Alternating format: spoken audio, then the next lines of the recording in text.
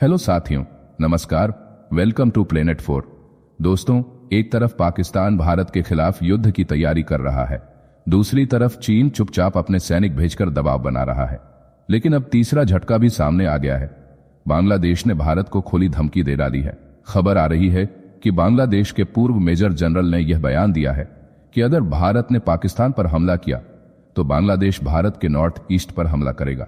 अब सवाल यह है, क्या बांग्लादेश भूल गया कि अगर 1971 में भारत ने उसे पाकिस्तानी फौजियों से नहीं बचाया होता तो आज न बांग्लादेश नाम का कोई देश होता, न ही वहां की महिलाएं और बच्चे सुरक्षित होते। आज जो मेजर साहब बयानबाजी कर रहे हैं, उनका परिवार अगर जिंदा है तो उसमें भारत की भूमिका सबसे बड़ी है। बांग्लादेश की तरफ से ये बयान कोई आम आदमी ने नहीं दिया है, ये उसके पूर्व सैनिकों और सुरक्षा सलाहकारों की तरफ से आए हैं। यानी ये खतरे की घंटी है। एक ऐसा माहौल बांग्लादेश में तैयार किया जा रहा है जो धीरे धीरे भारत विरोधी जहर उगल रहा है। मोहम्मद यूनुस की सत्ता में आने के बाद से ही बांग्लादेश में भारत को घेरने की नीति तेज हुई है। चीन के साथ मिलकर सैन्य समझौतों की बात की जा रही है। भारत के खिलाफ पुराने दस्तावेज और विवाद दोबारा उठाए जा रहे हैं और सबसे खतरनाक, पूर्वोत्तर भारत को अस्थिर करने की योजना बनाई जा रही है।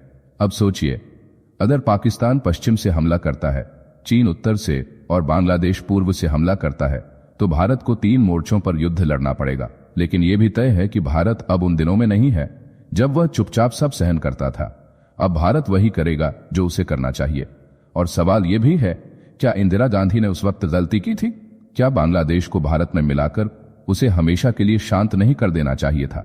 क्योंकि आज अगर बांग्लादेश भारत का हिस्सा होता तो वो इतनी उछल कूद कभी नहीं करता। मेरा मानना है अब समय आ गया है कि भारत पहले अपने पूर्वी मोर्चे को स्थिर करे। पाकिस्तान और बांग्लादेश दोनों एक ही साजिश का हिस्सा है। पहलगाम हमला भी इन्हीं दोनों की मिलीभगत से हुआ है और पीछे से चीन इनका मास्टर प्लानर है। आई विस्तार से समझते हैं कि आखिर बांग्लादेश के जहरीले मेजर ने क्या क्या कहा है।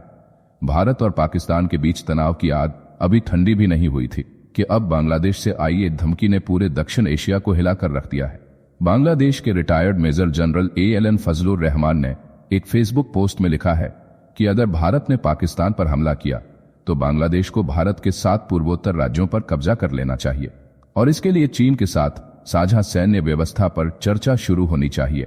इस बयान को न केवल भारत के लिए चुनौती माना जा रहा है, बल्कि बांग्लादेश की मौजूदा सरकार की चीन और पाकिस्तान के साथ बढ़ती निकटता का खतरनाक संकेत भी है। अब बांग्लादेश खुलकर पाकिस्तान के साथ खड़ा होता दिख रहा है। इसी महीने ढाका में 15 साल बाद पाकिस्तान और बांग्लादेश के बीच विदेश सचिव स्तरीय बातचीत हुई। इस बीच बांग्लादेश की सरकार ने पाकिस्तान के उप प्रधानमंत्री इशाक डार को आमंत्रित किया और वीजा नियमों में ढील दी गई। साथ ही 1971 के युद्ध से जुड़ी कुछ पुरानी शिकायतों को दोबारा उठाया गया। रहमान का बयान सिर्फ पाकिस्तान की वकालत तक सीमित नहीं रहा। उन्होंने खुलेआम चीन के साथ साझा सैन्य व्यवस्था की वकालत की। मोहम्मद यूनुस की सरकार ने भी हाल ही में एक बयान में कहा कि भारत का पूर्वोत्तर क्षेत्र समुद्र से कटा हुआ है और समुद्र की सच्ची रखवाली केवल बांग्लादेश ही कर सकता है। यूनुस ने यह भी कहा कि बांग्लादेश चीन की अर्थव्यवस्था का विस्तार बन सकता है, निर्माण, उत्पादन और विपणन में उसकी मदद कर सकता है। यही नहीं, बांग्लादेश के स्वतंत्र आयोग की जांच के तहत दोबारा 2009 के पिलखाना विद्रोह की फाइलें खोली जा रही हैं। स्थानीय अखबार अमर देश पत्रिका ने आरोप लगाया है कि उस विद्रोह के पीछे भारत की खुफिया agency research and analysis wing यानी रॉ का हाथ था। अखबार के अनुसार भारत से आए प्रशिक्षित हत्यारे खिलाड़ियों और मरीजों के वेश में घुसे और बाद में उड़ान में देरी कर बाहर निकले। अब यह स्पष्ट होता जा रहा है कि बांग्लादेश की वर्तमान अंतरिम सरकार भारत को कूटनीतिक और सामरिक तौर पर घेरने के अभियान में लगी हुई है। भारत के पूर्वोत्तर राज्यों को लेकर जिस तरह के बयान सामने आ रहे हैं, वे न केवल उकसावे वाले हैं, बल्कि भारत की अखंडता और संप्रभुता को सीधी चुनौती है। जहां भारत पहलगाम हमले के बाद पाकिस्तान को जवाब देने की तैयारी में है, वहीं बांग्लादेश से आए इस बयान ने एक नया मोर्चा खोल दिया है। चीन की मौजूदगी, पाकिस्तान की शह और बांग्लादेश की नई सियासत मिलकर एक ऐसा गठजोड़ बना रहे हैं जो दक्षिण एशिया को एक नए भू राजनीतिक संकट की ओर ले जा सकता है। इसी बीच पाकिस्तान से एक बेहद बड़ी और चौंकाने वाली अपडेट सामने आई है। पाकिस्तान के एक जाने माने नेता ने खुलकर जनरल मुनीर को ललकारा है और कहा है, कश्मीर में घुसने से पहले अपने देश को संभालो, तालिबान से निपटो। इस नेता ने न सिर्फ पाकिस्तानी सेना को कटघरे में खड़ा किया, बल्कि पूरी दुनिया के सामने उसका चेहरा बेनकाब कर दिया। उन्होंने कहा, जनता को बेवकूफ बनाना बंद करो, असली मुद्दों पर ध्यान दो। कश्मीर की रट लगाकर तुम अपने देश की हालत और भी खराब कर रहे हो।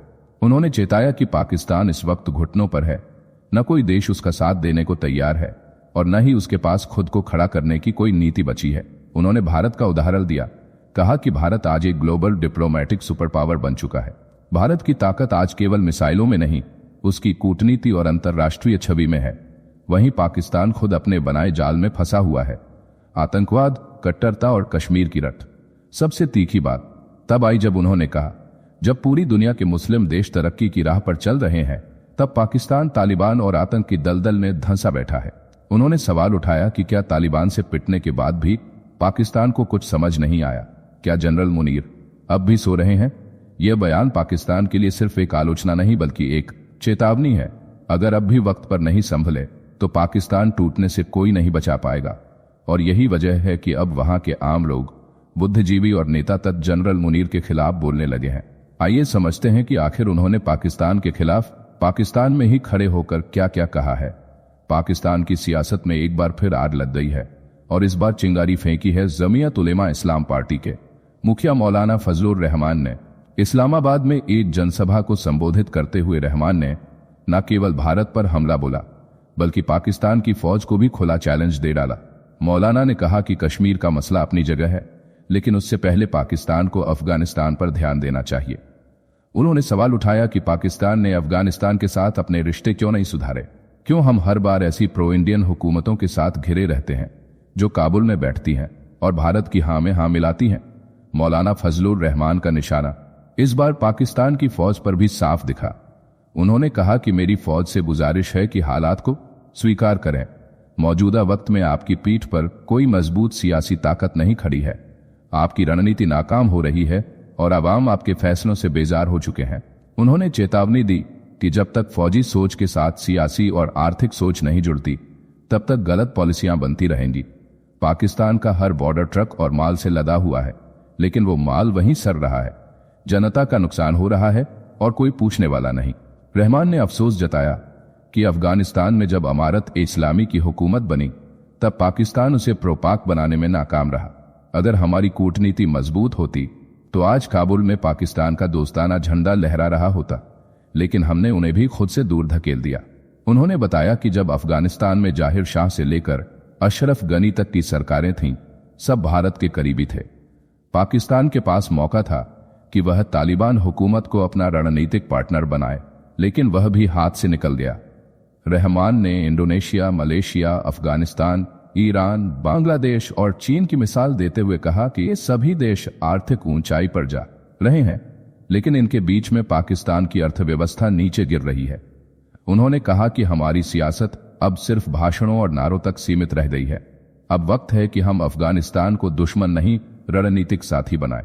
कश्मीर पर भारत के कड़े रुख और लगातार मिल रही धमकियों के बीच रहमान ने कहा कि कश्मीर पर पाकिस्तान एकजुट होता है, लेकिन अफगानिस्तान जैसे मुद्दों पर हम बिखर जाते हैं, क्योंकि जमीनी सच्चाई हमें अलग करती है।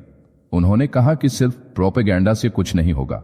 अगर पाकिस्तान को दोबारा खड़ा करना है तो सियासत और इकोनॉमी को दोबारा जिंदा करना होगा। मौलाना की यह बात साफ इशारा है कि पाकिस्तान की अंदरूनी राजनीति अब भारत से टकराव के बजाय अपनी विफलताओं की परछाई से लड़ रही है। जाने से पहले वीडियो को लाइक करके चैनल को सब्सक्राइब कर लें।